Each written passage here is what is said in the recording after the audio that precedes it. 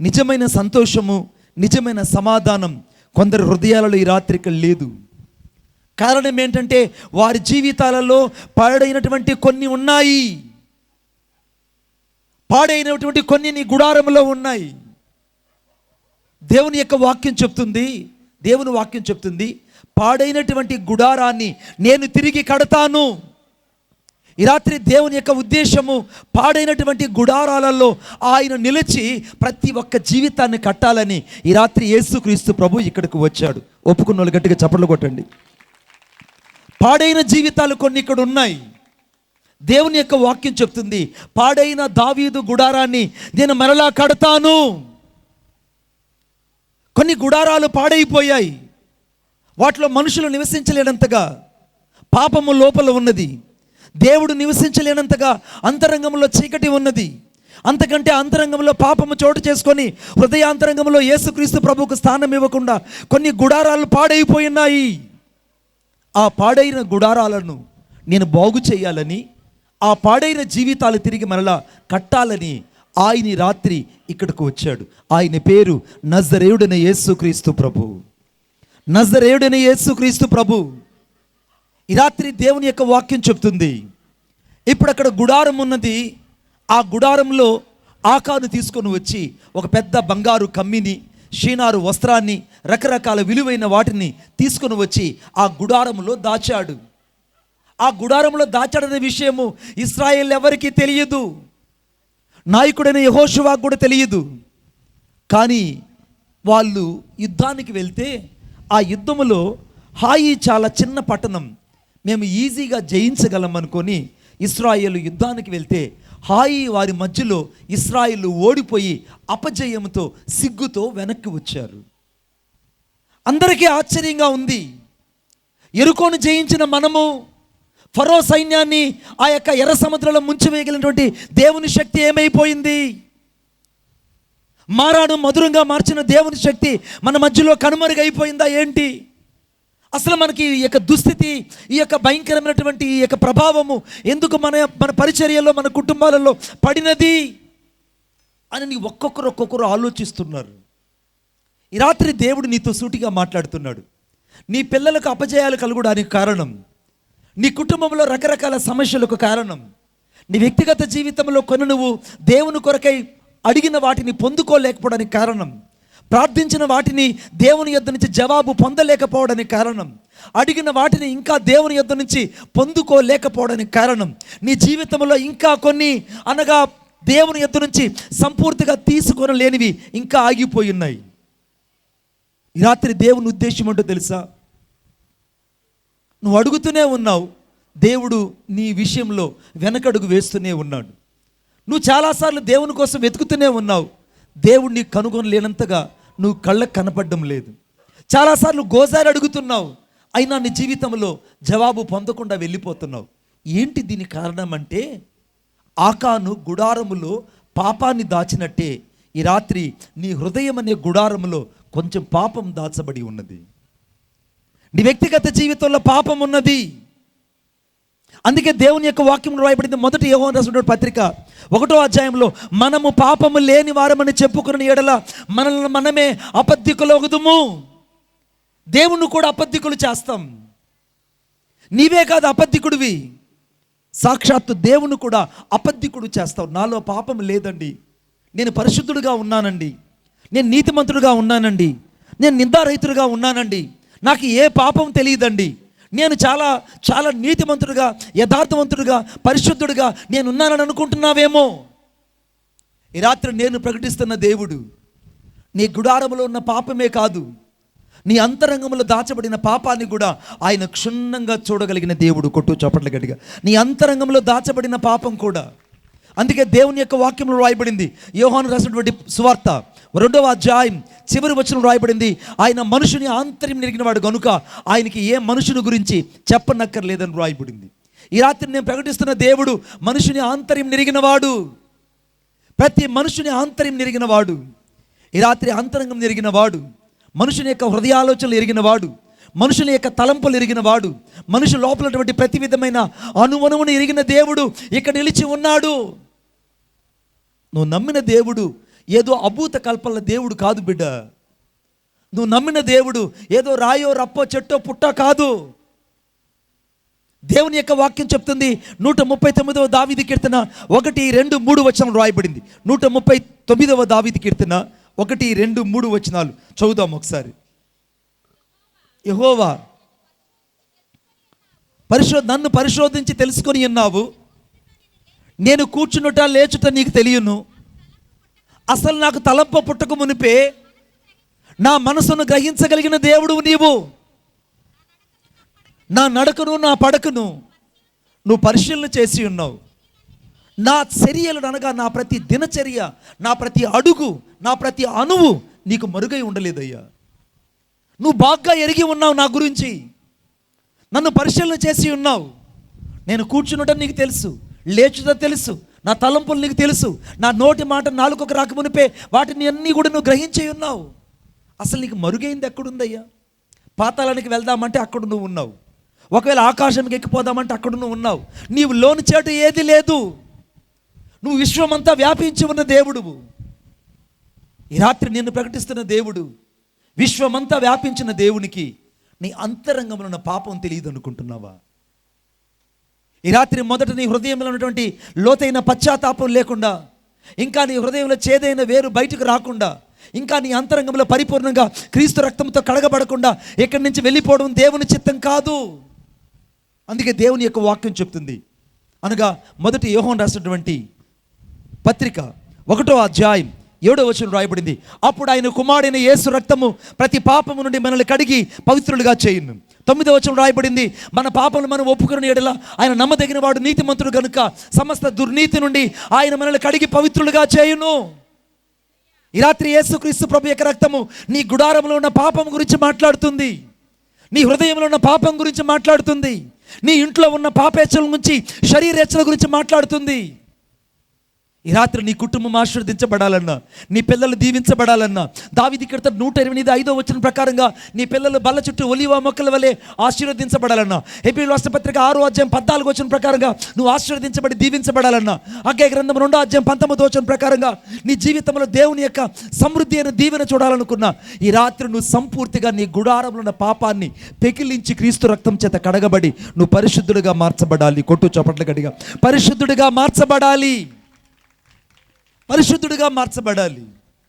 కొంతమందికి చాలా కఠినంగా ఉంటుంది. ఇద్దరు డాక్టర్లు ఉన్నారు.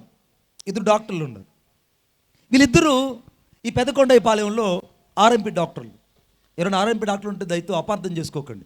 వీళ్ళు కొత్తగా వచ్చిన ఆర్ఎంపీ డాక్టర్లు, మీరు కాదండి. You are a good doctors, but I did not say about of you. ఈ డాక్టర్ ఏం చేశాడంటే, ఒక గాయమయ్యి ఇక్కడ వెళ్ళానంటే డాక్టర్ గారు అంటున్నారు, ఏమైంది నీకు అన్నాడు. నాకేం లేదండి, నా చిన్న గాయమైంది, నాకు ఈ కాలుకి గాయమైందని. నీకేం కాదు తమ్ముడు, ఆ గాయం ఏం కాదు, నువ్వు హాస్పిటల్కి పోతే హాస్పిటల్లో వెంటనే లోపలంతా కూడా చూశాడు. ఏం కాదు, చిన్న గాయమే, తగ్గిపోతుంది, ఏం కాదు, అదే పడుచుకోకు అని పర్ఫ్యూమ్ తీసుకొచ్చి ఆ పర్ఫ్యూమ్ ఈ గాయమంతా కొట్టాడు. పర్ఫ్యూమ్ ఏంది, సెంట్ తీసుకొచ్చి ఈ గాయమంతా కొట్టాడు. స్నో తీసుకొచ్చాడు, ఫెయిర్ అండ్ లవ్లీ తీసుకొచ్చాడు, ఆ తర్వాత పాండ్స్ పౌడర్ తీసుకొచ్చాడు. ఆ గాయం చుట్టూ వేసి అంత పెద్ద కాటన్ వేసి కట్టి, ఏం కాదు నువ్వు ఇంటికి వెళ్ళిపోన్నాడు. నాకేమనిపించిందంటే, బా ఇట్టా డాక్టర్ నేను ఎక్కడ చూడలేదండి. అసలు గాయానికి వాసన రాకుండా, అసలు నా గాయంలో ఉన్న దుర్వాసన బయట కనపడకుండా చక్కగా పర్ఫ్యూమ్ రాశాడు, ఆ తర్వాత మంచిగా స్నో రాశాడు, ఫెయిర్ అండ్ లవ్లీ రాశాడు, ఆ తర్వాత కాటన్ వేశాడు, మంచిగా బ్యాండేజ్ కట్టాడు, అసలు ఇంజక్షన్ వేయకుండా నన్ను పంపించాడంటే అట్టాటి మహానుభావుడు ఆళ్ళు లేడు బాబోయ్ అని అనుకో. ఇంటికి వెళ్ళిపోండి చెప్పాడు, నీకేం కాదు, ఇంటికి వెళ్ళిపో తమ్ముడు, నీకేం కాదన్న.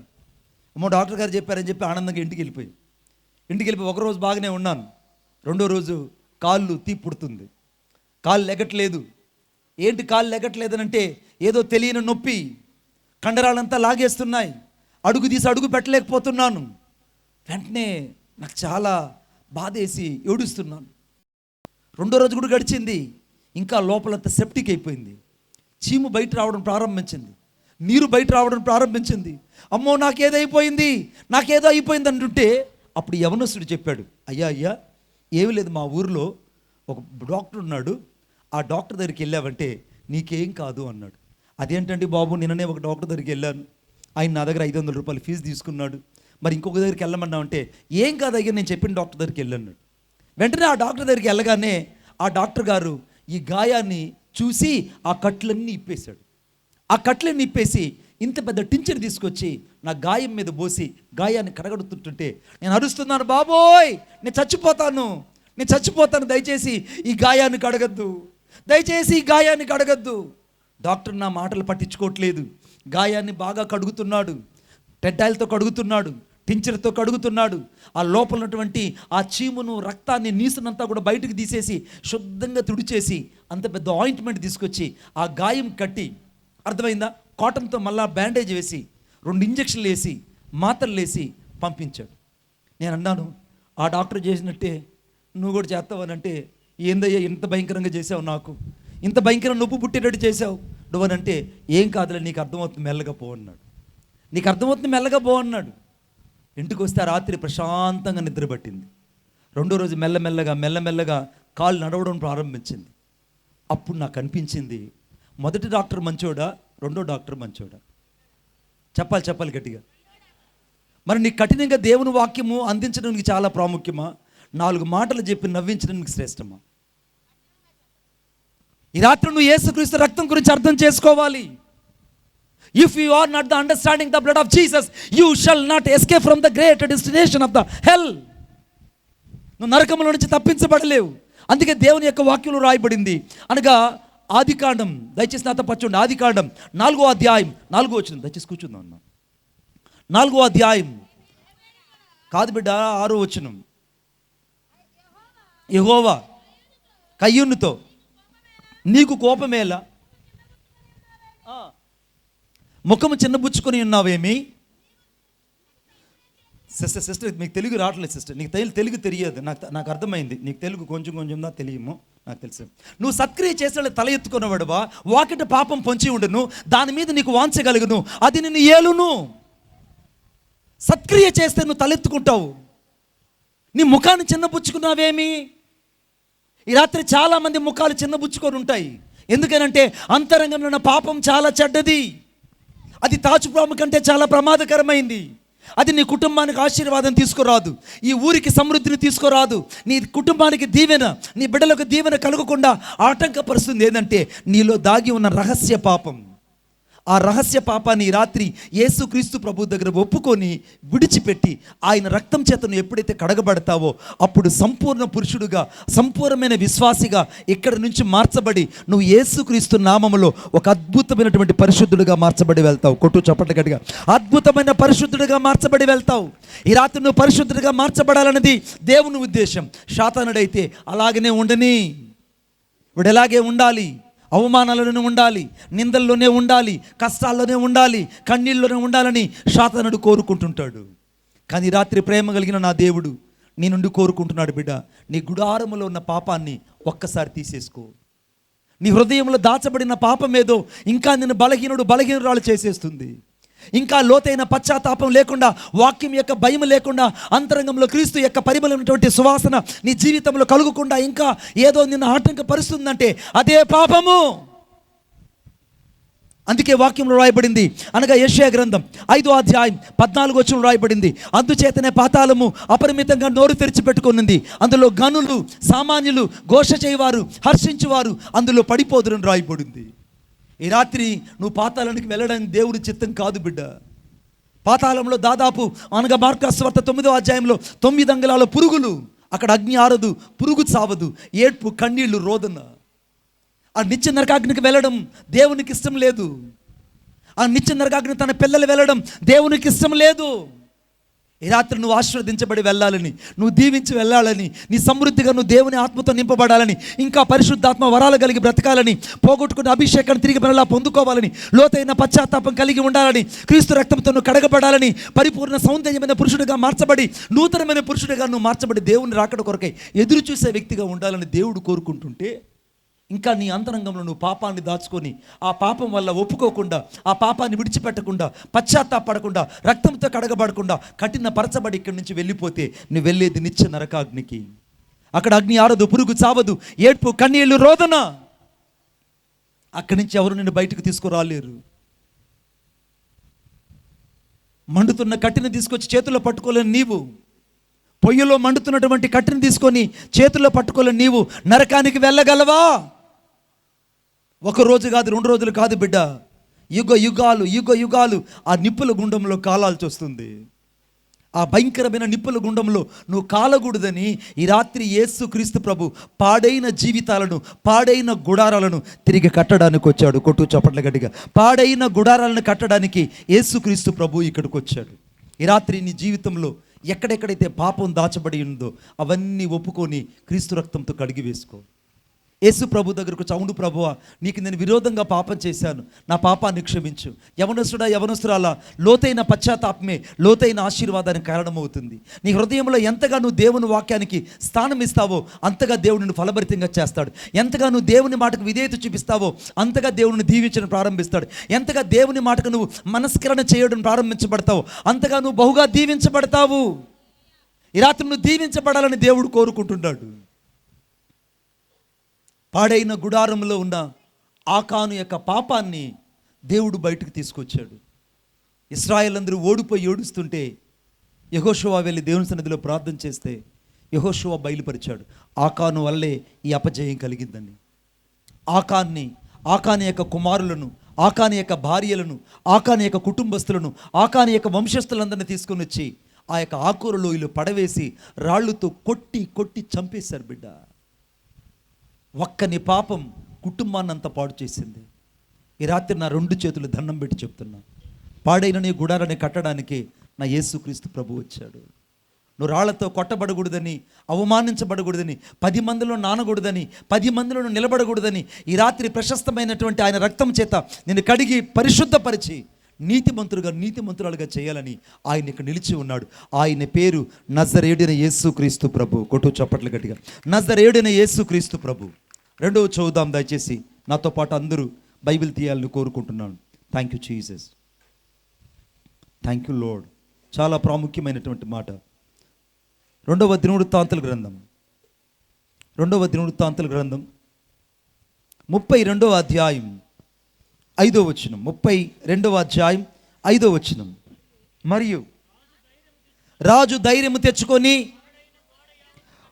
పాడైన గోడ యావత్తు కట్టించి గోపురముల వరకు దాని ఎత్తును చేయించి బయట మరొక గోడను కట్టించి దావీదు పట్టణములో మిల్లో దుర్గమును బాగు చేయించెను. దేవునికి స్తోత్రం.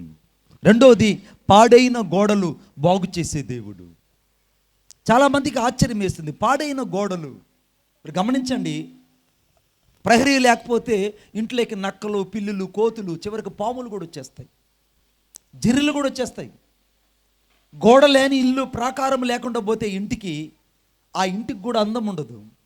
మరి బాగా చూడండి, వీధుల్లో ఉన్న ముఖాలున్న ఇళ్ళకి, చుట్టూ ప్రాకారం ఉన్న ఇళ్ళకి ఎంత తేడా ఉంటుందో ఆలోచించండి. ఈ రాత్రి దేవుని యొక్క వాక్యం చెప్తుంది, పాడైన గోడలను తిరిగి కట్టడానికి నా యేసుక్రీస్తు ప్రభు ఇష్టపడుతున్నాడు. ఏంటి పాడైన గోడలు? కొన్ని గోడలు నీ అంతట నువ్వే కూల్చుకున్నావు. అందుకే దేవుని యొక్క వాక్యం రాయబడింది. ప్రసంగి గ్రంథం 9వ అధ్యాయంలో కంచె కొట్టు వానని పాము కరుచునని రాయబడింది. కంచె కొట్టే వానని పాము కరుచునని.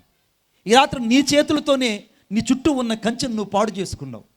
దేవుడు నీ చుట్టూ, యోబు గ్రంథం 1వ అధ్యాయం 10వ వచనంలో, యోబుకు కలిగిన సమస్తమును నువ్వు కంచె వేసితివి కదా అని రాయబడింది.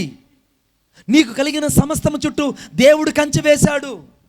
నీ పిల్లలకు, నీ భార్యకు, నీ కుటుంబస్తులకు, నీ తల్లిదండ్రులకు, నీ అత్తమామలకు దేవుడు కంచెను వేశాడు. కానీ ఆ కంచెను ఎవరు పోగొట్టుకున్నారు, ఎవరు పాడు చేసుకున్నారంటే నీవే పాడు చేసుకున్నావు నీ గోడను. దేవుడు నీ చుట్టూ ఒక కంచె వేస్తే ఆ కంచెను నువ్వు దాటుకొని అవతలికి వెళ్ళిపోయావు. అందుకే కంచె కొట్టు వానని పాము కరుచుందని రాయబడింది. ఈ రాత్రి సర్పాలు, ఈ రాత్రి తేళ్లు, ఈ రాత్రి విపత్కరణ పరిస్థితులు ఎందుకు నీ జీవితంలోకి వచ్చి నిన్ను ఆటంకపరుస్తున్నాయంటే నీ ప్రాకారాలు పడిపోయాయి బిడ్డ. నీ ప్రాకారాలు పడిపోయాయి. ప్రాకారాలు ఎప్పుడైతే పడిపోతాయో శత్రువులు నీలోకి వచ్చి నిన్ను పట్టుకుంటాడు. అందుకే ప్రాకారాలు లేక పాడైపోయిన పురబెంతో తన మనసును అణుచుకోలేని వాడు కూడా అంతే. ప్రాకారం లేని పాడైపోయిన పురబెంతో తన మనసును అణుచుకుని లేనివాడు కూడా అంతే. ప్రాకారం లేకుండా పాడైపోయిన ఒక పురం ఎలా ఉంటుందో తన మనసును కూడా స్వాధీనపరచుకోలేని వాడు కూడా అంతేవాడు. ఈ రాత్రి నిజంగా నీ మనసు నీ స్వాధీనంలో ఉందా? నీ మనసు చుట్టూ దేవుని వాక్యం అనే గోడ ఉందా? ఈ రాత్రి దేవుని వాక్యం అనే పరిశుద్ధత నీ కుటుంబం చుట్టూ ఉందా? బాగా ఆలోచించండి. ఒకరోజు నేను కేరళకి వాక్య పరిచయం చేయడానికి వెళ్ళాను.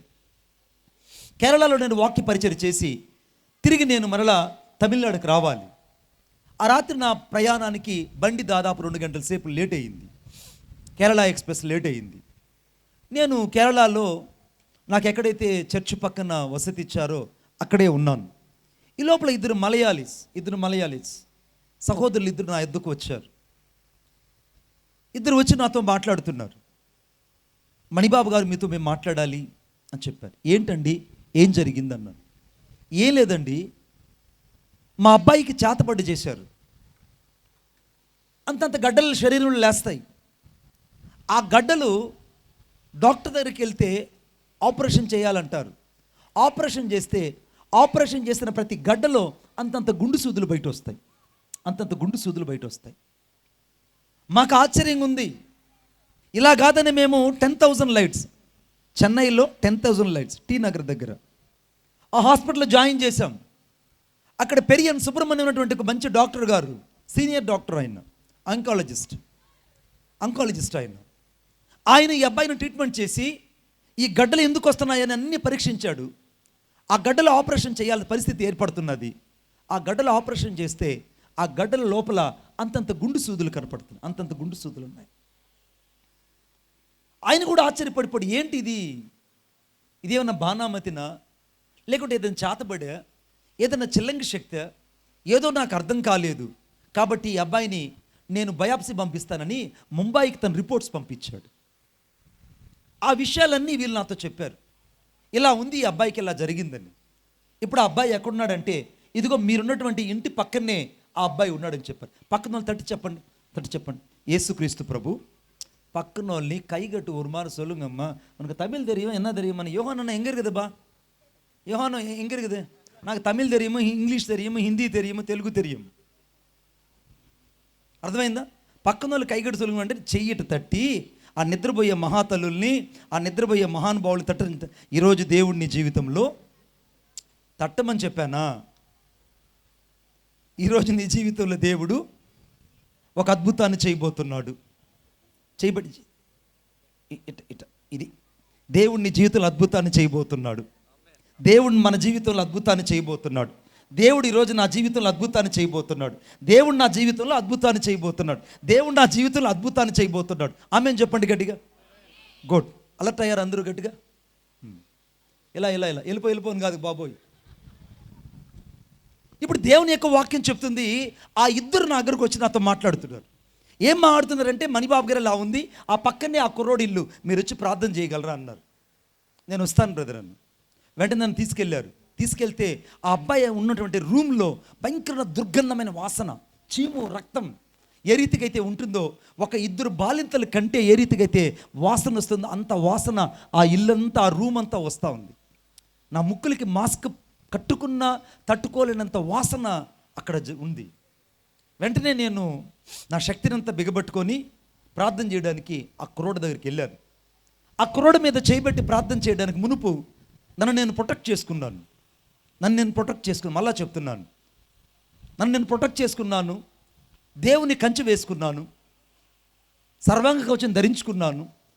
ఆ అబ్బాయి కోసం, యవనస్తుల కోసం ప్రార్థన చేద్దామని అతని దగ్గర నిలబడి ప్రార్థన చేస్తుంటే పరిశుద్ధాత్మ దేవుడు నాతో చెప్పాడు, బిడ్డా, ఈ అబ్బాయి కాలేజీలో ఒక అమ్మాయిని ప్రేమించాడు. వాళ్ళు ఒక బ్రాహ్మిన్స్, ఈ అబ్బాయి ఒక ఎస్సీ కులానికి చెందిన వ్యక్తి.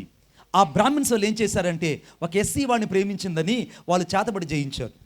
ఆ చేతబడి యొక్క ప్రభావం వల్ల ఈ అబ్బాయికి ఈ భయంకరమైనటువంటి స్థితి వచ్చింది. ఇది తప్ప ఇంకేదీ లేదు అని దేవుడు నాకు చెప్పాడు. వెంటనే ఆ పిల్లోడు నేను అడిగాను, నీవు కాలేజీలో ఎవరినైనా ప్రేమించావా అని అంటే, ఆమా బ్రదర్, నేను ప్రేమించాను అన్నాడు. అంతకుముందు నీకు ఇటువంటి ప్రాబ్లమ్స్ వచ్చాయని అడిగాను. ఎప్పుడు రాలేదన్నాడు. మరి ఇప్పుడు ఆ అమ్మాయి నేను ప్రేమిస్తుందా, వదిలిపెట్టి వెళ్ళిపోయిందంటే, ఆ అమ్మాయికి ఎప్పుడు పెళ్ళి అయిపోయింది, వెళ్ళిపోయింది. నేను ఆ పెళ్ళి ఇంటికి వెళ్ళి తగాదా చేశాను, అప్పటి నుంచి నాకు ఈ వ్యాధి వచ్చింది అని అన్నాడు. దొరికింది నాకు ఆన్సర్. ఆన్సర్ నాకు దొరికింది. నేను అన్నాను, నాకు ట్రైన్కి ఇంక 2 గంటల సేపు లేట్ ఉంది. వెంటనే ప్రార్థన చేయడం ప్రారంభించాను. ఆ చిన్నవాడి కోసం ప్రార్థన చేయడం ప్రారంభించాను.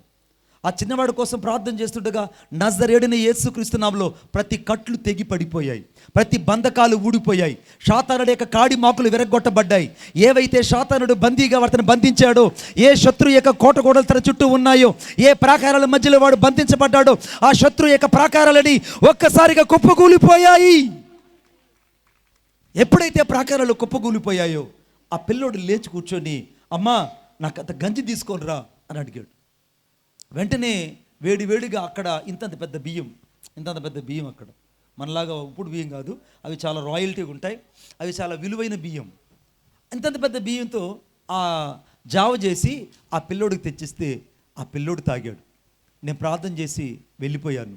సరిగ్గా 3 రోజుల తర్వాత వాళ్ళు నాకు ఫోన్ చేసి అన్నారు, ఆ పిల్లోడికి ఆ గడ్డలన్నీ డిసప్పియర్ అయిపోయాయి. కొట్టు చప్పట్లు గట్టిగా. ఆ గడ్డలన్నీ తగ్గిపోయాయి. అప్పుడు నేను చెప్పాను, అమ్మా మీరు ఒకప్పుడు బాగా ప్రార్థన చేసుకునే వాళ్ళని మీ గురించి నేను విన్నాను. ఎందుకంటే రైల్వే స్టేషన్కి వచ్చేటప్పుడు నాతో పాటు 2 సహోదరులు వచ్చారు. మీ గురించి, నీ భర్త యొక్క సాక్ష్యం గురించి నాతో చెప్పారు. మరి ఇప్పుడు ఎందుకు మీరు ప్రార్థనా జీవితాన్ని వదిలిపెట్టారంటే, అయ్యా నా భర్త తాగుబోతుడయ్యాడయ్యా, నా భర్త తాగుబోతుడైనప్పటి నుంచి నేను ప్రార్థన చేయడం మానేశాను. ఎప్పుడైతే నేను ప్రార్థన చేయడం మానానో పిల్లలు దారి తప్పారు. ఎప్పుడైతే పిల్లలు దారి తప్పారో ఒక్కొక్కడు ఒక్కొక్క దారి పట్టుకొని వెళ్ళిపోయారు. మా ఇంట్లో ప్రార్థన కరువు అయిపోయింది. నా భార్య, నేను ఒక వైపున, నా భర్త ఒక వైపున, నా పిల్లలు ఒక వైపున, నా కుటుంబం చిందరవందర అయిపోవడానికి కారణం నేనేనయ్యా. అప్పుడన్నా నేను, తల్లి నేను నీకు ఒక మాట చెప్తా. సామెతల గ్రంథం 14వ అధ్యాయం 1వ వచనంలో జ్ఞానవంతురాలు తన ఇల్లు కట్టుకును, మూఢురాలు తన ఇల్లు ఓడబెరుకునని రాయబడింది. నువ్వు జ్ఞానవంతురాలు అయితే ఈ దినాన్ని నుండే, అనగా విలాప వాక్యం 2వ అధ్యాయం 19వ వచనంలో, రేయి మొదట జామున నీళ్లు కుంభరించినట్లు నీ బిడ్డల కొరకు ప్రార్థించు, దేవుడు తిరిగి మరలా నీ కుటుంబాన్ని నిలబెడతాడు. కొట్టు చప్పట్ల గట్టిగా. మరలా నీ కుటుంబాన్ని నిలబెడతాడు, మరలా నీ జీవితాన్ని ఆశీర్వదిస్తాడు, మరలా నీ జీవితంలో పడిపోయిన గోడలన్నీ తిరిగి కట్టుకో అమ్మా అని నేను చెప్తే, యేసుక్రీస్తు నామంలో మళ్ళా ఆమె ప్రార్థన జీవితాన్ని, మళ్ళా విశ్వాస జీవితాన్ని, మళ్ళా క్రీస్తు నడిచే జీవితాన్ని మెల్లమెల్లగా కట్టుకోవడం ప్రారంభించింది. అద్భుత రీతిగా ఒక రోజున నాకు వాళ్ళు చేసినటువంటి కాల్ ఏంటంటే, మణిబాగ్ గారు ఒక్కసారి మళ్ళా మీరు కేరళకు రావాలి. ఎందుకోసమనంటే దేవుడు మా జీవితంలో ఆశ్చర్యమైన కార్యం చేశాడు. నా కుమారుడు టీపీఎంలో, అంటే ది పెంతెకోస్త్ ఆఫ్ మిషన్లో నా కుమారుడిని నేను సేవకు పంపించబోతున్నానని చెప్పింది. దేవునికి స్తోత్రం కలుగును గాక. ఈ రాత్రి పరిశుద్ధాత్మ దేవుడు చెప్తున్నాడు, నీ గోడలు పడిపోయి చాలా కాలమైంది, నీ ప్రార్థన గోడలు పడిపోయి చాలా కాలమైంది, నీ ఉపవాస గోడలు పడిపోయి చాలా కాలమైంది, నీ జీవితంలో దేవునితో కన్నీళ్లతో ప్రార్థించి చాలా కాలం అయిపోయింది. ఆరంభంలో నువ్వు ప్రార్థించేటప్పుడు, అనగా చాపేసుకొని ఏడుస్తూ ప్రార్థించినప్పుడు అరికాలు మొదలుకొని నీ చెమట్లు అలాగా కారిపోతుంటే, కళ్ళలో నుంచి కన్నీళ్లు కారిపోతుంటే, అవి మెల్లమెల్లగా నాలుగు తగులుతుంటే, ఉప్పగా దేవుని సన్నిధిలో ఎంతో అపురూపంగా నువ్వు జీవించే వ్యక్తివి. కానీ ఇప్పుడు నీ జీవితంలో ప్రార్థన సన్నగిల్లిపోయింది, ప్రార్థన నీ జీవితంలో పడిపోయింది. ఆరంభంలో ఉన్న ప్రార్థన ఇప్పుడు కుటుంబాలలో కనబడడం లేదు. భర్త ఒక సెల్ ఫోన్ తీసుకుంటాడు, భార్య ఒక సెల్ ఫోన్ తీసుకుంటుంది, పిల్లలు ఒక సెల్ ఫోన్ తీసుకుంటారు. సెల్ ఫోన్ ఉండడం ఇళ్లలో మంచిదే, కానీ సెల్ ఫోన్ నీకు దేవుడుగా మారిపోయాడు. సెల్ ఫోన్ నీకు దేవుడుగా మారిపోయాడు. సెల్ ఫోన్ రాకమునుపు నువ్వు బైబిల్ ఎలా చదివే వ్యక్తివి, సెల్ ఫోన్ వచ్చిన తర్వాత బైబిల్ ఎలా చదువుతున్నావో నీ మనస్సాక్షికి బాగా తెలుసు. ఈ రాత్రి దేవుడు నీతో మాట్లాడుతున్నాడు. పాడైన గోడలను కట్టడానికి, ఈ రాత్రి ప్రతి గోడను బాగు చేయడానికి యేసుక్రీస్తు ప్రభు వచ్చాడు. ఈ రాత్రి నీ గోడలు, నీ ప్రార్థనా గోడలు కట్టడానికి నా ప్రభు అయిన యేసే వచ్చాడు. బిడ్డ, తిరిగి మరలా నీ ప్రార్థనా జీవితాన్ని కట్టుకోవాలని దేవుడిని హెచ్చరిస్తున్నాడు. మరలా నీ ప్రార్థనా జీవితాన్ని బాగు చేసుకోవాలని దేవుడు కోరుకుంటున్నాడు. ఒకవేళ నువ్వు ఉపవాస జీవితాన్ని కోల్పోతే మళ్ళా నువ్వు ఉపవాస జీవితాన్ని కలిగి ఉండు. ఒకవేళ నువ్వు కన్నీటి ప్రార్థన అనుభవాన్ని కోల్పోయి ఉంటే మరలా కన్నీటితో ప్రార్థించడం ప్రారంభించు. ఒకవేళ దేవుని సన్నిధిలో గోజాడి అడిగి దేవుని యొద్ద నుంచి పొందుకున్నటువంటి ఒక ప్రార్థనా పరురాలు అయితే తిరిగి మరలా నీ ప్రార్థనా జీవితాన్ని కట్టుకో. అక్కడ గోడలు బీటలు బారినట్టుగా వ్రాయబడింది నెహెమ్యా గ్రంథంలో. గోడలు బీటలు బారాయట. గోడలు ఎందుకు బీటలు బారాయి, గోడలు ఎందుకు పగుళ్ళు వచ్చాయంటే, ఆ పగుళ్ళు కారణం ఏంటంటే నీవు ఇతరుల్ని క్షమించలేకపోవడం. మరలా చెప్తున్నాను, క్షమాపణ అన్నది నీ జీవితంలో లేకుండా నువ్వు ప్రభువుని కళ్ళారా చూడలేవు. అందుకే పరిశుద్ధత లేకుండా ఎవరు ప్రభువుని చూడలేరు. హృదయ శుద్ధి గల వారు ధన్యులు, వారు దేవుణ్ణి చూచెదరు. హృదయంలో ఎవరికైతే శుద్ధత ఉంటుందో వారు మాత్రమే క్రీస్తుని అనగా కళ్ళతో చూడగలుగుతారు. They will be see the only Jesus Christ in their own sight. వారి కళ్ళతో యేసుక్రీస్తు ప్రభువును చూస్తారు. ఈ రాత్రి పరిశుద్ధాత్ముడు ప్రశ్నను వేయనిమ్ము. నిజంగా నువ్వు క్షమించలేని వాళ్ళు ఎంతమంది ఉన్నారు నీ జీవితంలో? నువ్వు క్షమించలేని వాళ్ళు. ఈ రాత్రి నువ్వు క్షమించలేనప్పుడే సాతానుడు నిన్ను పట్టి పీడించడం ప్రారంభించాడు. దేవుని ప్రేమ ఎప్పుడైతే నీలో ఉండదో సాతానుడు నిన్ను ఎప్పుడో అనగా లోకంలోకి లాగివేశాడు. ఎప్పుడైతే క్షమించలేని తత్వంలో ఉన్నావో అప్పుడే సాతానుడు నిన్ను బయటికి లాగివేశాడు. ఎప్పుడైతే క్షమించలేకపోతున్నావో అప్పుడే ద్వేషం కలిగిన ఆత్మ నీలోకి వచ్చేసింది. ఎప్పుడైతే క్షమించలేకపోతున్నావో అప్పుడే రకరకాల శోధనలన్నీ నీ కుటుంబం మీదకి దిగి వచ్చాయి. క్షమించడం చాలా ప్రాముఖ్యమైంది.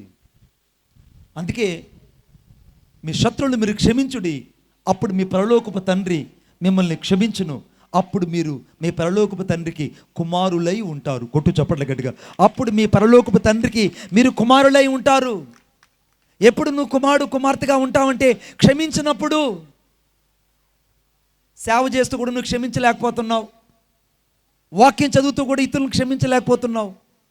వాక్యం తెలిసి కూడా ఇతరులను క్షమించలేకపోతున్నావు. కొంతమంది నాతో అంటారు, నానిబాబు అన్నాడు, నా ప్రాణం పోయినా ఏమంటారు, నా ప్రాణం పోయినా వాళ్ళ ఇంటికి రాను పాస్టర్ గారు. నేను అమ్మ గృహదర్శనానికి వెళ్దారు రా తల్లే, గృహదర్శనానికి వెళ్దారు రా అమ్మ. వెళ్దారా అంటే అసలు మా ఇంటి పేరేంటో తెలుసా? మా ఇంటి పేరు మీకు తెలుసా? మీకు ప్రాణం పోయినా వాళ్ళకి మాత్రం నేను రానయ్యా.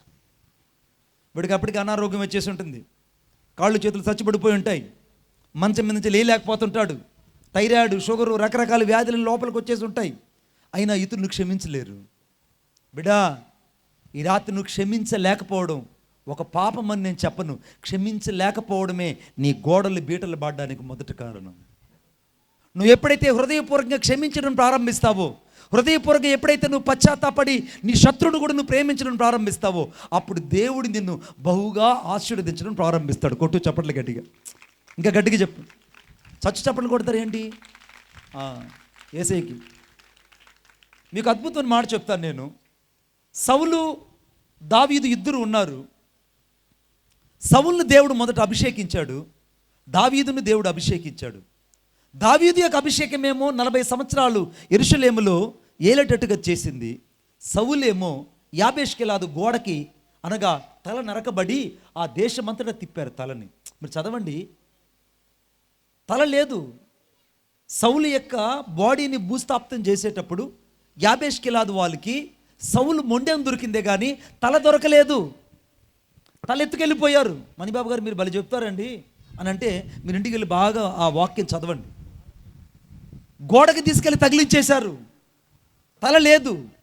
ఆ సౌలు యొక్క తల పట్టుకొని ఆ శత్రువు యొక్క దేశమంతా తిరిగాడండి. కారణం ఏంటో తెలుసా? దావీదు ఎదురుగా ఉన్నప్పుడు ఒక్కరోజు కూడా క్షమించడానికి సౌలు ఇష్టపడలేదు. కానీ దావీదుకు కూడా దేవుడు అవకాశం ఇచ్చాడు.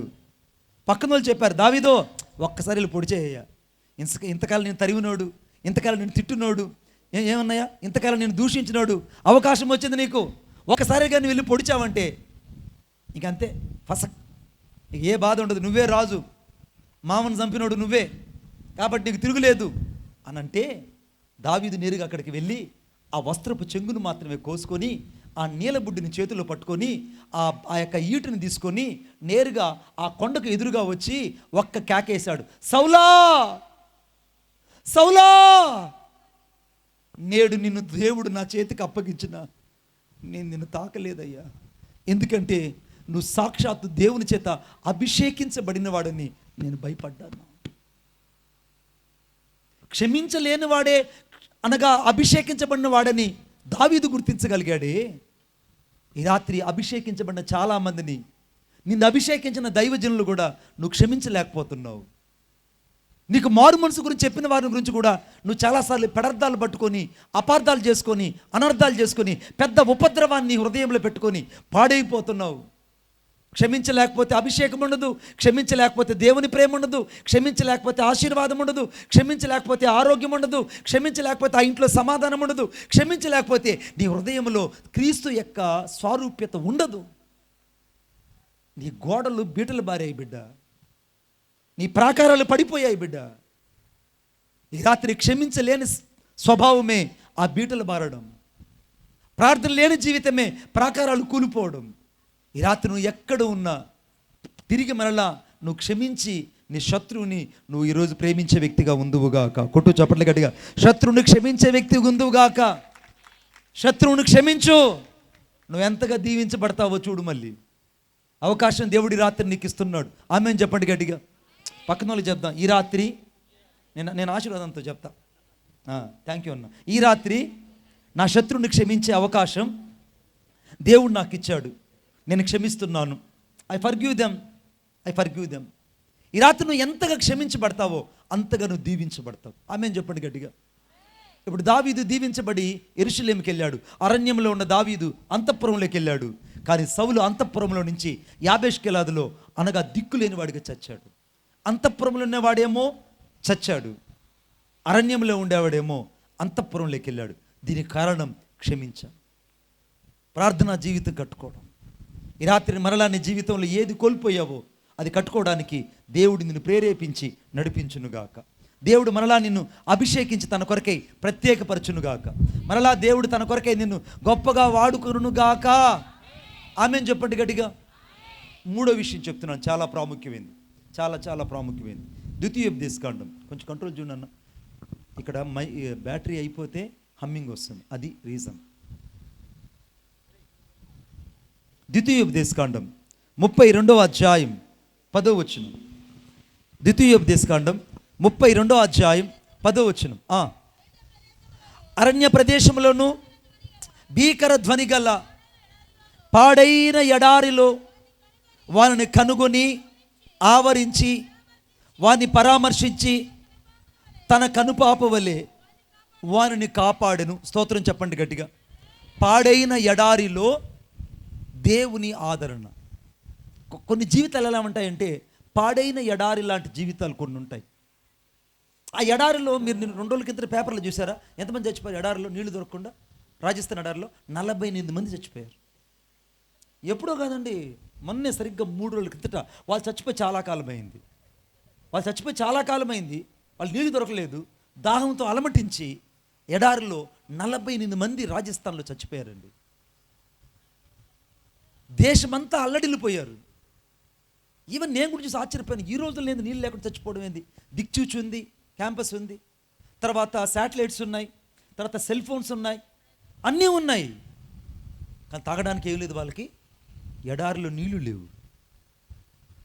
అప్పుడు అనిపించింది నాకు, ఓహో ఎడారి జీవితం అంత భయంకరమైందా. కానీ దేవుని వాక్యం ఏం చెప్తుంది ఇక్కడ? ఎడారిలో నేను వారిని పరామర్శించి ఆదరించి కనుగొని కనుపాప వలె వారిని నేను కాపాడుతాను.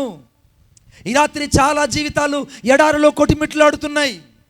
ఎక్కడ గమ్యంకి వెళ్ళాలో అర్థం కావట్లేదు, ఎక్కడ దాహం తీర్చుకోవాలో అర్థం కావట్లేదు, ఏది జీవజలపు ఓటు అర్థం కావట్లేదు, ఎక్కడికి వెళితే క్షేమం కలుగుతుందో అర్థం కావట్లేదు.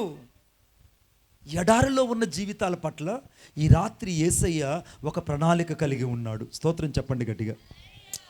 నీలేనన్నా. ఎడారిలో ఉన్న జీవితాల పట్ల దేవుడు ఒక ప్రణాళిక కలిగి ఉన్నాడు. మీకు అర్థమైనట్టు చెప్తాను నేను.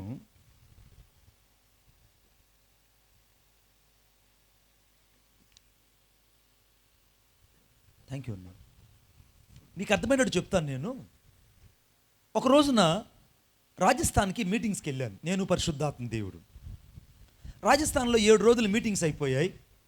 తిరిగి నేను రాజస్థాన్లో మీటింగ్స్ చూసుకొని కోటా జంక్షన్కి వచ్చి, కోటా జంక్షన్ అంటారు అక్కడ, సెంట్రల్ వ్యూ పాయింట్ రాజస్థాన్లో. కోటా జంక్షన్లో నేను వచ్చి, కోటా జంక్షన్ నుంచి నేను తాజ్మహల్ ఉన్నటువంటి ఆగ్రాకు రావాలి. ఢిల్లీ నుంచి ఆగ్రాకు రావాలి. ఆగ్రాలో నాకు మీటింగ్స్ ఉన్నాయి. ఈ లోపల నేను పరిశుద్ధాత్మయుడు ఇద్దరం కలిసి, నాతో పాటు ఒక 3 సేవకులు ఉన్నారు, వాళ్ళతో పాటు తీసుకొని నేను వస్తున్నాను. నేను నాయకుడిగా రాత్రి వాక్యం చెప్పాను. వాక్యం చెప్పిన తర్వాత అక్కడ ఒక పాస్టర్ గారు నా దగ్గరకు వచ్చాడు. ఆయన పేరు ఎడ్విన్ బిలాల్. ఎడ్విన్ బిలాల్. మీరు ఫేస్బుక్లోకి వెళ్ళి ఎడ్విన్ బిలాల్ అని కొట్టంటే వస్తారు. ఆయనకి 2 ఆడపిల్లలు, ఒక కూతురు, 2 ఆడపిల్లలు, ఒక కొడుకు. ఆయన ఆ రోజు నా మీటింగ్కి వచ్చాడు. ఆ మీటింగ్ ఇలాగనే నార్త్ ఇండియాలో మీటింగ్స్లో వాక్యం చెప్తున్నాను. ఉన్నట్టుగుండి మీలో ఎవరికైనా అనారోగ్యం ఉంటే వారి కోసం నేను ప్రార్థన చేస్తాను, మీ కుడి హస్తాన్ని మీ వ్యాధి ఉన్న ప్రదేశాలలో ఉంచండి అని చెప్పాను. స్వస్థత ప్రార్థన జరుగుతూ ఉన్నాయి. అందరూ చేతులు పట్టుకొని ఉన్నారు. ఈ లోపల వాళ్ళ కుమార్తె బెంజమిన్ ఫ్రాంక్లిన్, ఆ అమ్మాయి పేరు ఫ్రాంక్లిన్.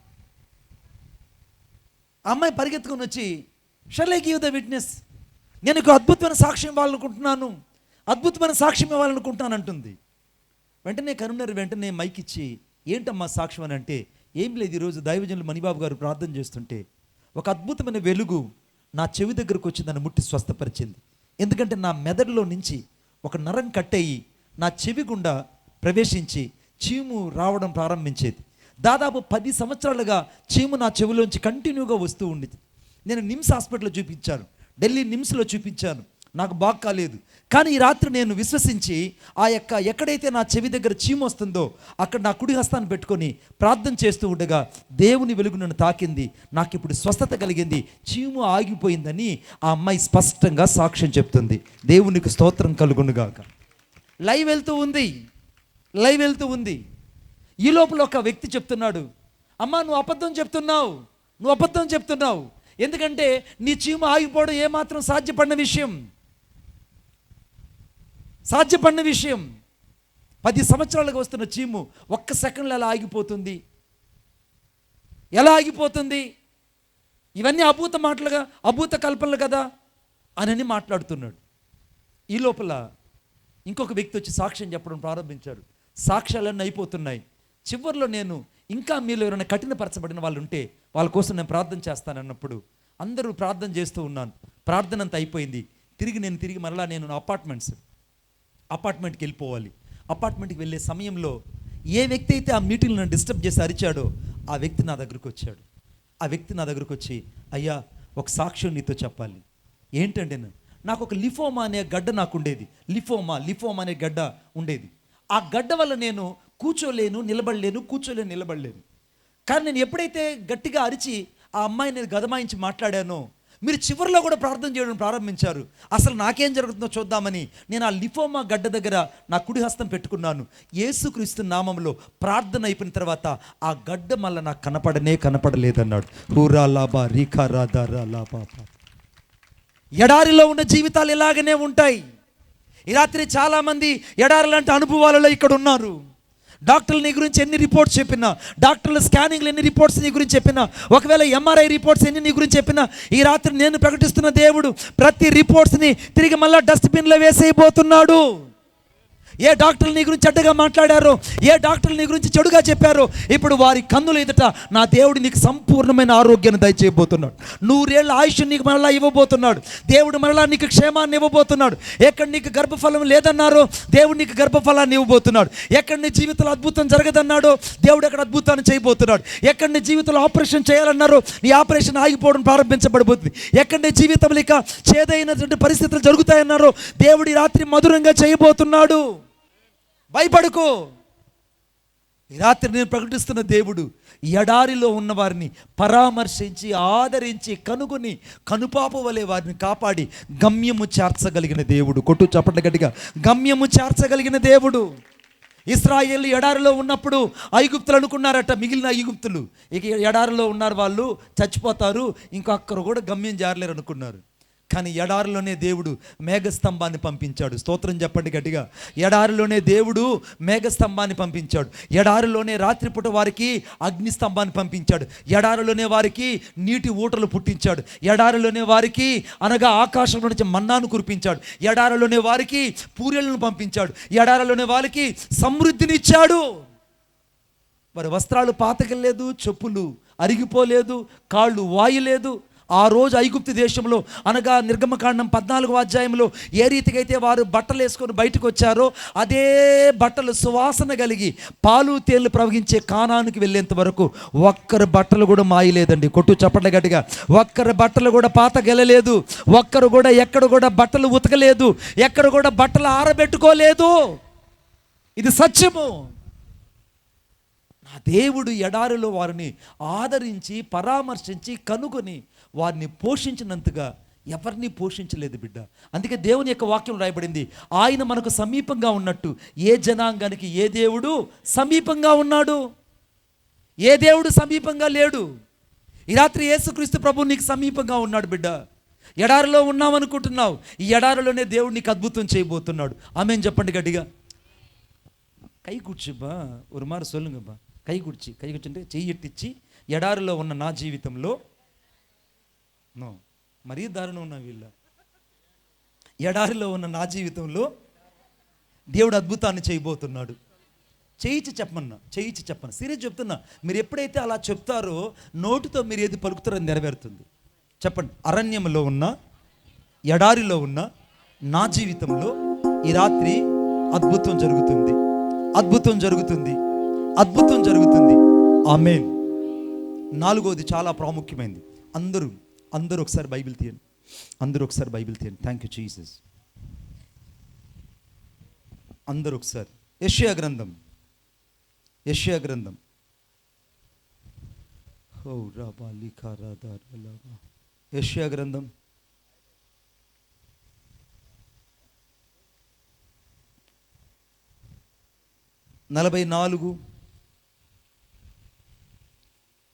44 26వ వచనం.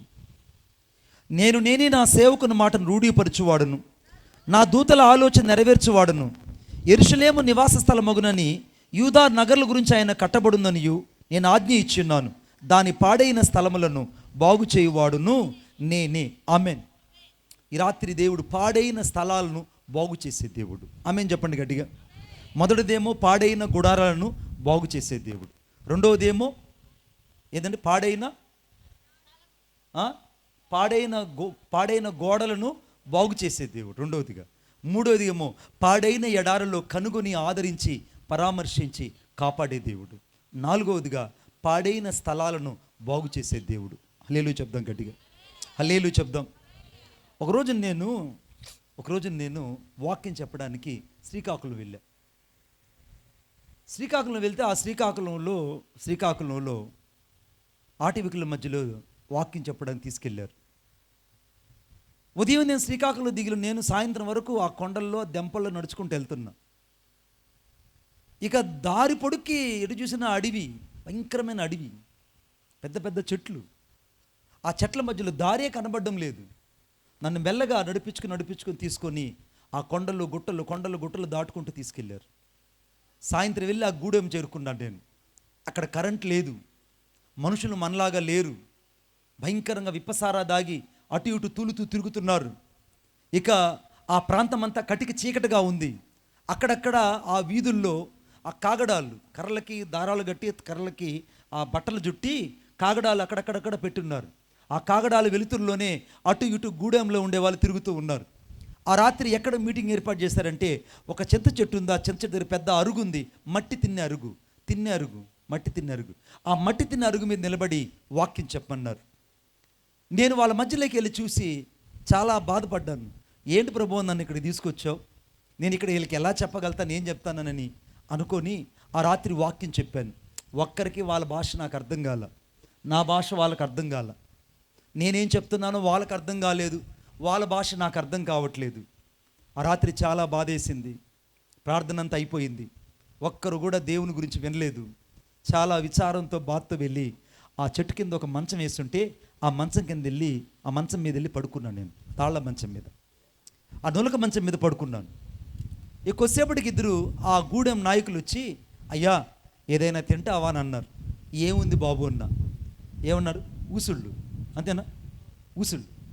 ఊసుళ్ళు తిన్నాయ్యా అన్నారు. ఊసుళ్ళు తెలుసా మీకు? అవి కూడా తెలియదులే మీకు. మీరు అమెరికా నుంచి వచ్చారు, మీకు అవి కూడా తెలియదు.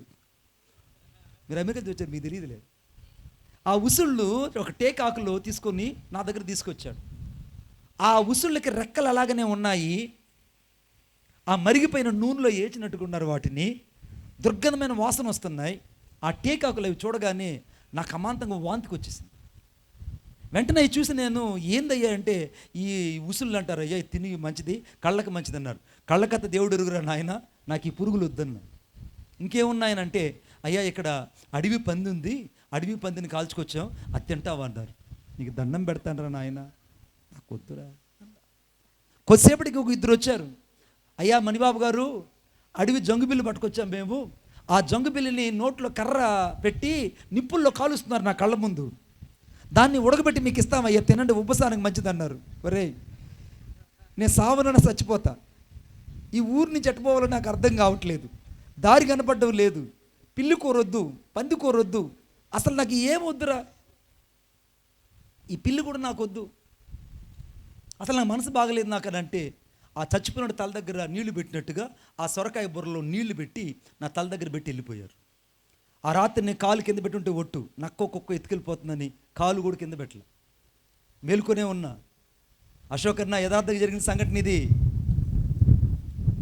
రాత్రి చాలా ఏడుస్తూ కూర్చొని ఉన్నా, ప్రభు నన్ను ఎందుకు ఈ ఊరు పంపించావు, ఇక్కడ నా భాష వాళ్ళకి తెలియట్లేదు, వాళ్ళ భాష నాకు తెలియట్లేదు, నేనేం చేయాలి ప్రభువా అని అంటే నాకేం ఆన్సర్ రాలేదు.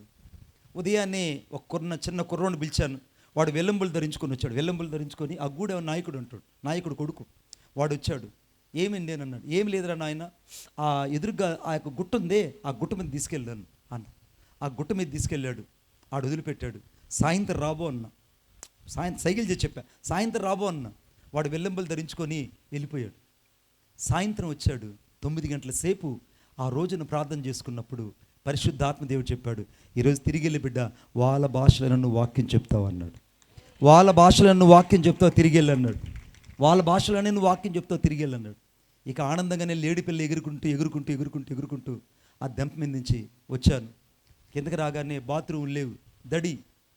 నువ్వు ఏందన్నా ఇలా దడి కూడా తెలీదా మీకు? దడి అంటే 4 పక్కల తడుకులు, ఆ తడుకుల మధ్యలో చిన్న రాయి ఒకటి ఉంటుంది. ఆ రాయి మీద నేల తొట్టులో నీళ్ళు తీసి పోసుకోవాలి.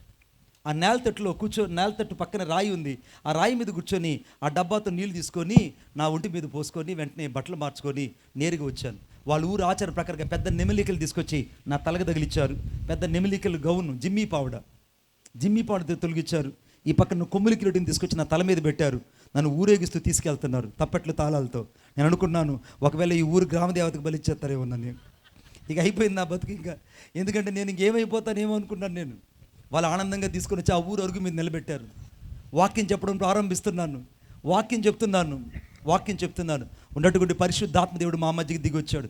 అబ్నే తాను మల్కి మావో కోయి కిదరే, యేసు మస్సు మే మర్ఘు మే ఆయో గరే, జన్నో మే ఉఠేమో జాయో గరే, యేసు మే జార్ మే మర్ఘో ఆతారే.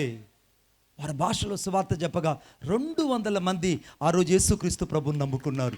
దేవునికి స్తోత్రం కలుగునుగాక. వాళ్ళ భాషలో ఆ రాత్రి నేను పాడబాడా. అబ్నే తాను మల్కే మావు కోయి కీతో కోని రే, ఓహో అబ్నే తాను మల్కే మావు కోయి కీతో కోని రే, యేసు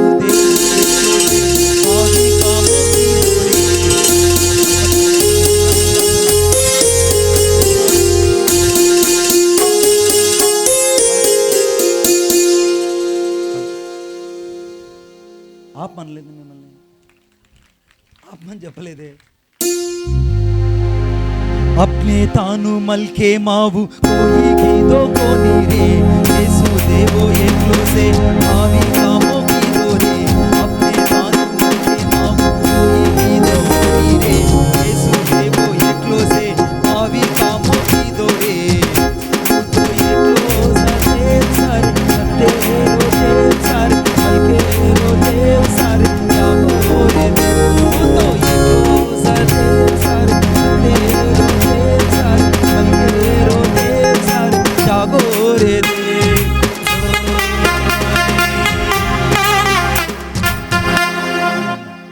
ఇప్పుడు బీట్ రెడీ చేసుకో,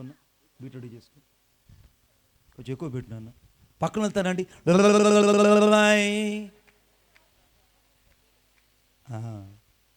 అది బిర్యానీ అయిందంట నాయన తినేద్దరు వెళ్ళి. మూడో రోజు ఆఖరి రోజు కూటం. నేను మళ్ళీ బయలుదేరి తిరుపతి వెళ్ళాలా. తిరుపతిలో రేపు మళ్ళీ మీటింగ్ ఉంది నాకు. చెప్పండి, పక్కన చెప్పండి. ఎవరు నాయన లాస్ట్లో ఆశీర్వాదన్న మే మే అమ్మ తల్లి పిల్లకాయలు ఉండేది భయపడతారు. పక్కన తనండి. నిద్రపోతున్నారు మీరు. ఉజ్జుకు దాడే భల్లేనే చల్లే జారే సంద్రేపే, ఉజ్జుకు దాడే భల్లేనే చల్లే జారే సంద్రేపే, యేసు ప్రపంచం ఆవోరే ఆవో ఓరే బుటోగరే, యేసు ప్రపంచం ఆవోరే ఆవో ఓరే బుటోగరే, యేసు ప్రపంచం ఆవోరే ఆవో ఓరే బుటోగరే, సదే సారే సదే రోజే సారే సదే రోజే సారే జాగో ఓరే तो इकलो सदे सारे सारे रोजे सारे जागो रे रे.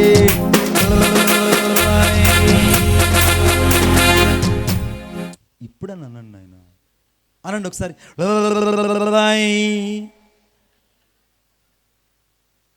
మీరు ఇప్పుడు ఎట్ట నవ్వుతున్నారే, క్లోజప్ పొళ్ళు వేసుకొని. డాక్టరేట్ చదివిన నేను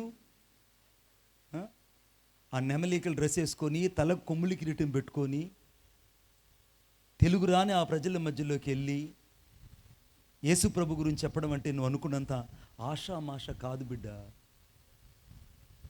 ఎవరైతే క్రీస్తుని స్పష్టంగా చూడగలుగుతారో వారు మాత్రమే క్రీస్తుని గురించి మాట్లాడగలుగుతారు. వారి మధ్యలో దేవుని వాక్యం చెప్పడానికి వెళ్ళినప్పుడు మొదటి రోజు నేను ఆహారం తినలేదు. ఏ విధం చేతన వాళ్ళని ప్రభు కొరకు సంపాదించాలి. ఉజ్జుకు దాడే బల్లేనే చల్లే జారే సంద్రేపే, చప్పట్లైనా కొట్టండి చేతులు ఉంటే అందరూ, చప్పట్లైనా కొట్టండి ఇంకా గట్టిగా. ఉజ్జుకు దాడే బల్లేనే చల్లే జారే సంద్రేపే, ఉజ్జుకు దాడే బల్లేనే చల్లే జారే సంద్రేపే, యేసు ప్రపంచం ఆవోరే ఆవో ఓరే బుటోగరే,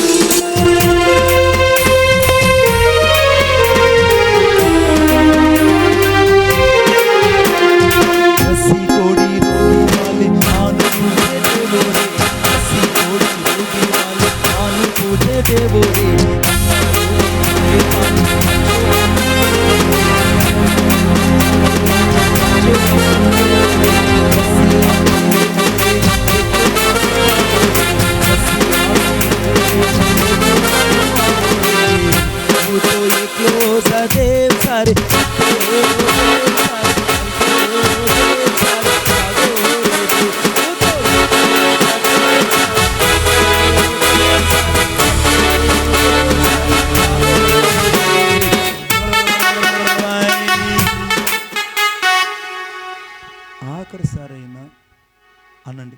మీరెంత మొండోలో నేను అంత మొండోడిని, అర్థమైందా? మీరంటే మీరు భోజనాన్ని పంపిస్తా అనండి ఒకసారి గట్టిగా. అన్న మీరన్నా అనండి అన్న. వీళ్ళని భయపెడుతున్నారా? వీళ్ళు భయపెడుతున్నారు నన్ను. మళ్ళీ ఈ వరిగుంట దగ్గర పోకుండా అక్కడ ఆ చెరువులో ఉన్న దెయ్యాల్లా కనపడుతున్నారు నాకు ఎళ్ళకెళ్ళు. మీరని అనండి.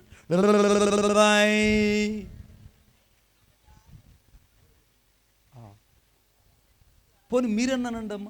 మీరు అంకుల్, మీరు అంకుల్, మీరు మీ వైపున ఈ వైపున ఉన్నారు, ఈ వైపున కదా అనండి ఒకసారి.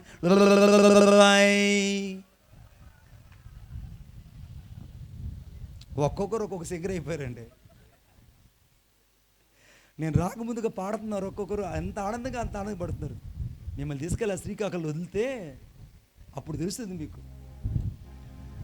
అందినటుంటేనే బాలేనే, చప్పట్లు నీరసం వచ్చేసింది. అందినటుంటేనే బాలేనే చీపన చోటి దోరే, అందినటుంటేనే బాలేనే చీపన చోటి దోరే, ఏ కూరు మోయే కూరే శోభనే ఆరున శోభన శోభనే అంకుర సిద్ధి దోరే రాజన శోభనే యేసు దేవో ఆవోరే ఆరు కన దోరే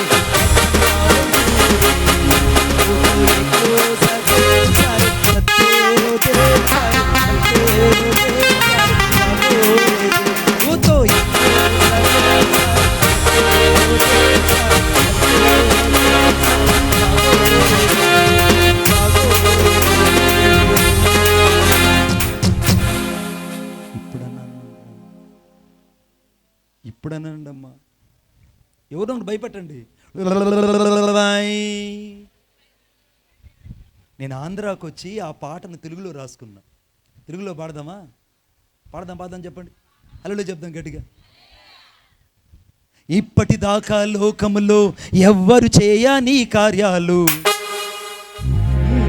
ఇప్పటిదాకా లోకములో ఎవ్వరు చేయని కార్యాలు యేసు చేశాడు. మంచి పని చేశాడు యేసు చేశాడు. మంచి పని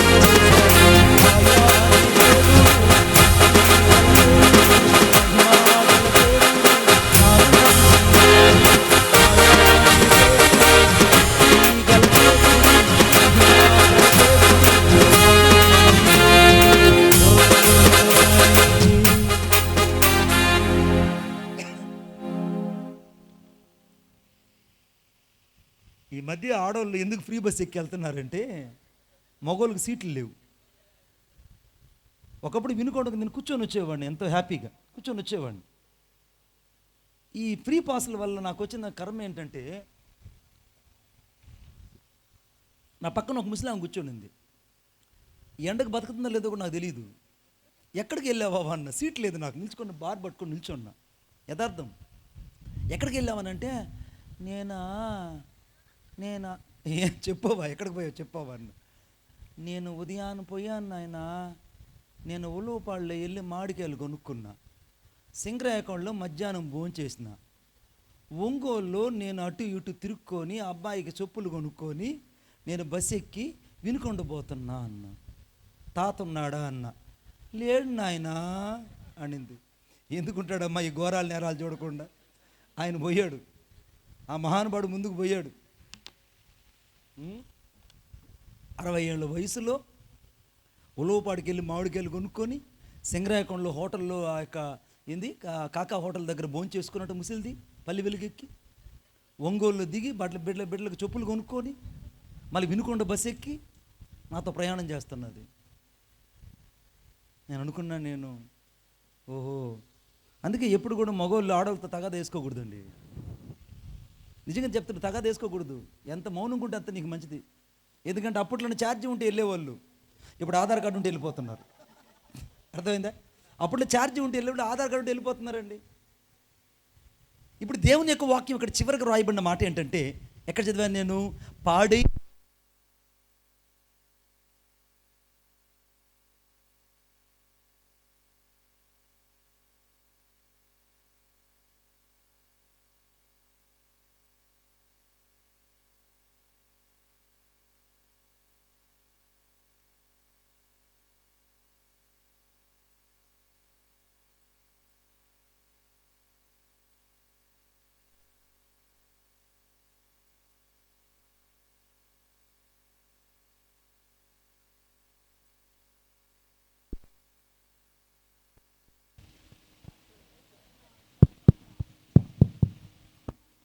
అక్కడ ఏం చదివాం మనం ఇప్పుడు?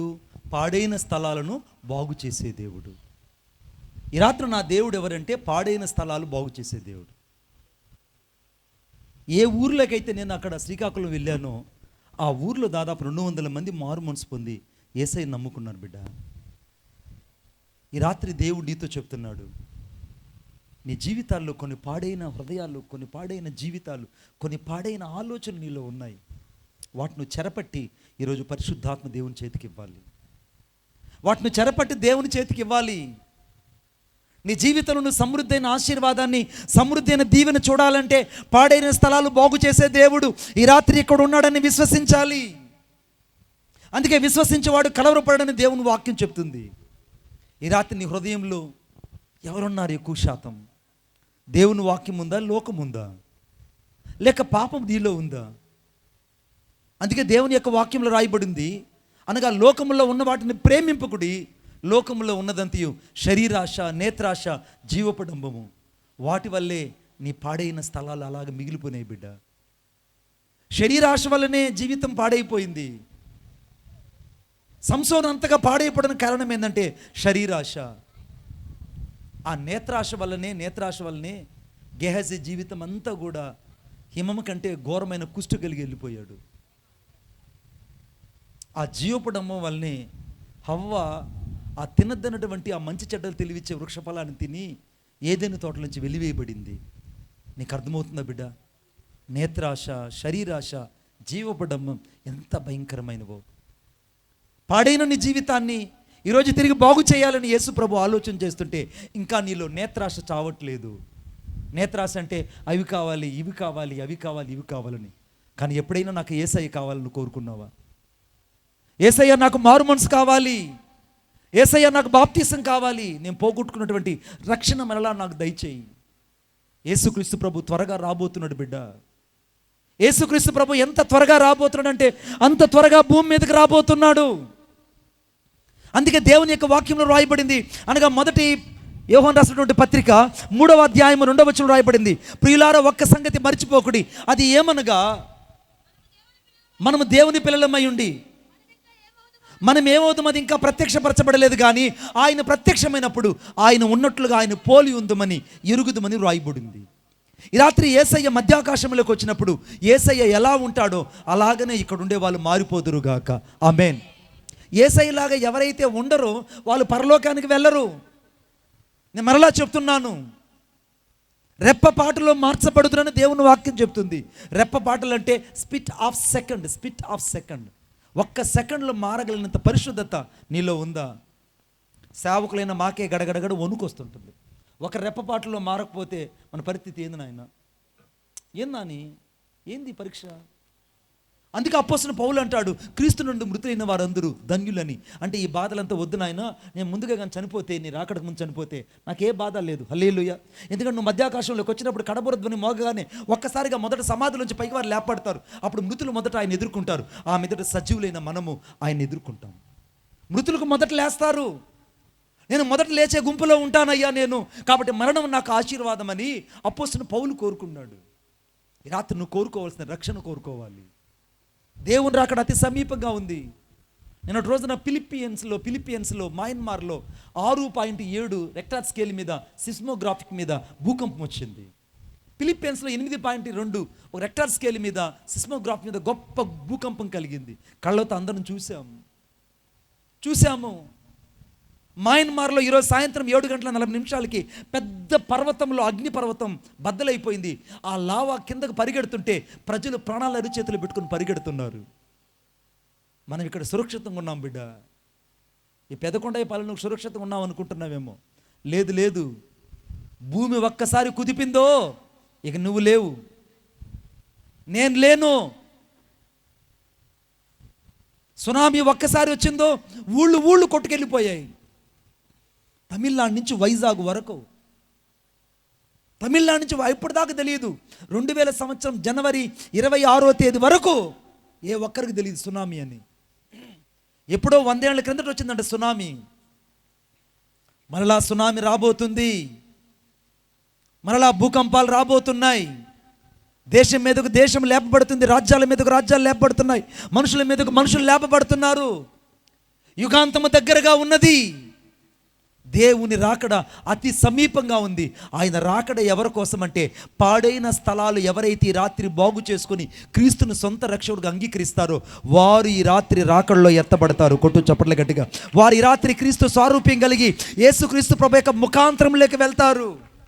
ఈ రాత్రి యేసుక్రీస్తు ప్రభు పరిశుద్ధుడై ఉన్నాడు, నీవు పరిశుద్ధుడై ఉండాలని దేవుడు కోరుకుంటున్నాడు. ఈ రాత్రి నువ్వు ఎంత ఘోర పాపివైనా, ఎన్నిసార్లు పడిచెడిపోయిన వ్యక్తివైనా, కుక్క తన వాంతికి తిరిగినట్టు ముమ్మార్లు కక్కిన దాన్ని తింటూ బతుకుతూ చస్తూ బతుకుతూ ఉన్నా, ఈ రాత్రి నీ హృదయాన్ని యేసయ్యకి ఇస్తే ఆయన నిన్ను బాగు చేయగలిగిన దేవుడు. పాడైన స్థలాలు బాగు చేసే దేవుడు, నీ హృదయాన్ని బాగు చేసే దేవుడు. ఆయన మధ్యాకాశానికి వచ్చినప్పుడు సంఘము ఒక్క నిమిషంలో, ఒక్క రెప్పపాటులో ఎత్తబడే సమయం ఆసన్నమైపోతుంది.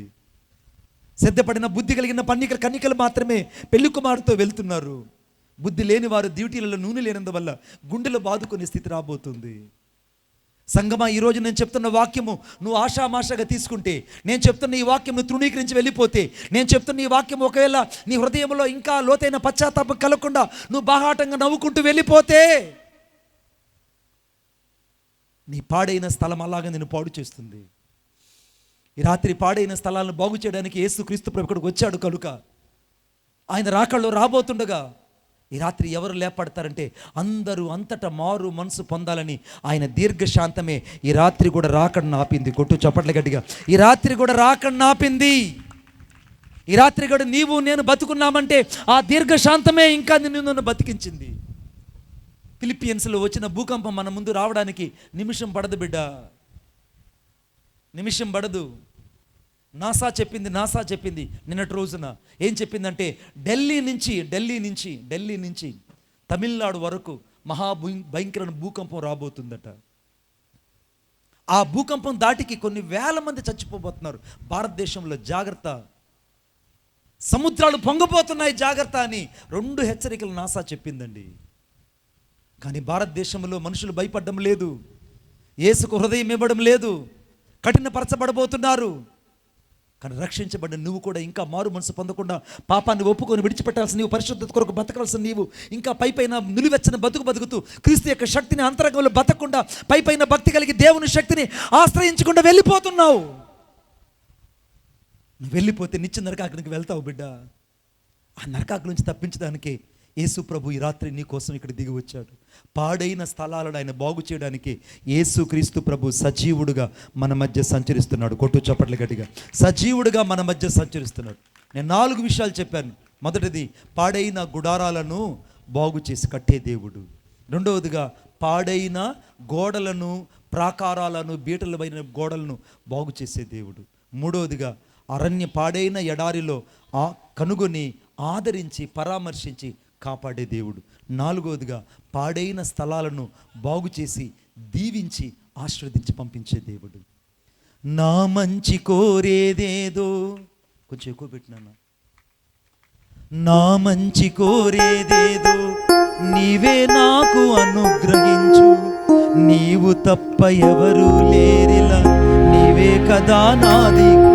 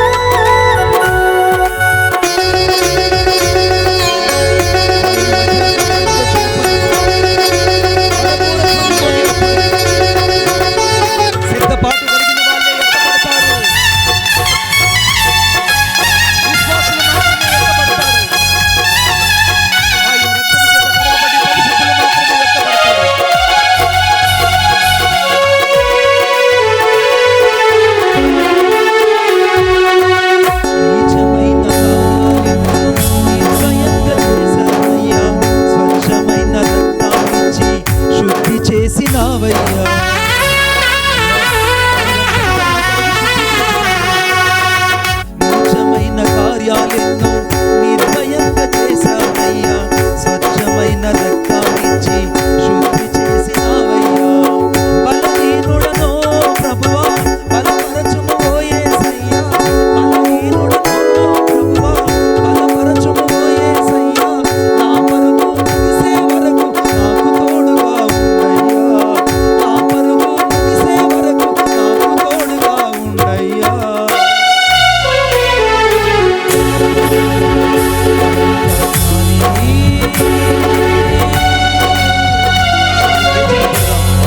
లేచి నిలబడదాం. అనంత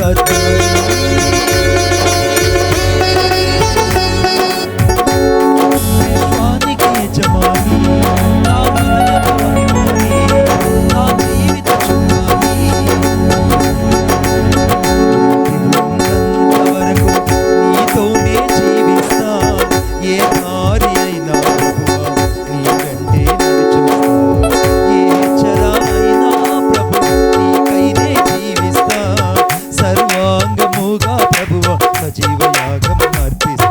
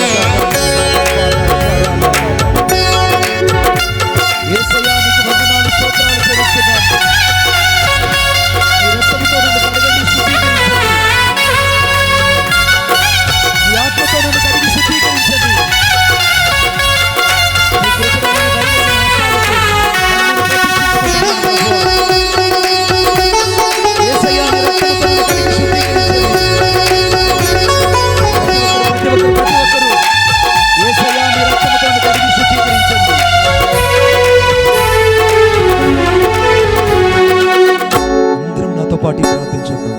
యేసయ్యా, ఇంకా గట్టిగా యేసయ్యా.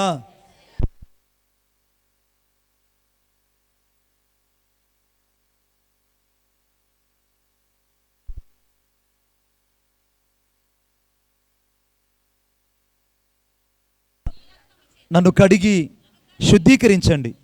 నా హృదయంలోనికి మిమ్ములను నా రక్షకుడుగా స్వీకరిస్తున్నాను. యేసుక్రీస్తు నామములో నా ప్రతి పాపాన్ని నీ ఎదుట ఒప్పుకొనుచున్నాను. యేసు నామములో ప్రార్థన చేసి వేడుకొనుచున్నాను తండ్రి, ఆమేన్. ఇప్పుడు నీకు ఎక్కడ అనారోగ్యం ఉందో అక్కడ మీ కుడి హస్తాన్ని ఉంచండి. ఏ ప్రదేశంలో అయితే నీకు అనారోగ్యం ఉందో అక్కడ నీ కుడి హస్తాన్ని ఉంచండి. ప్రేమగల మా తండ్రి, నీకు వందనాలు స్తోత్రాలు చెల్లిస్తున్నాను. ఈ రాత్రి నీ ప్రజలు ఎక్కడైతే తమ కుడి హస్తాన్ని ఉంచి ఉన్నారో యేసుక్రీస్తు నామములో నీ బిడ్డలకు స్వస్థత కలుగునుగాక. యేసుక్రీస్తు నామములో స్వస్థత కలుగునుగాక. ఇప్పుడే నీ బిడ్డలను ముట్టి స్వస్థపరచమని కోరుకుంటున్నాను. నీ పొందిన గాయాలలో ఉన్న పరిపూర్ణమైన స్వస్థత ఇప్పుడే నీ బిడ్డలకు కలుగునుగాక అని ప్రార్థిస్తున్నాను. నీ బిడ్డలకు ప్రతి వ్యాధి నుండి, ప్రతి బలహీనత నుండి నీ బిడ్డలను ముట్టి స్వస్థపరచమని ప్రార్థిస్తున్నాను. యెషయా గ్రంథం 53వ అధ్యాయం 5వ వచనం ప్రకారంగా నీవు పొందిన గాయాలలో ఉన్న పరిపూర్ణమైన స్వస్థత ఈ రాత్రి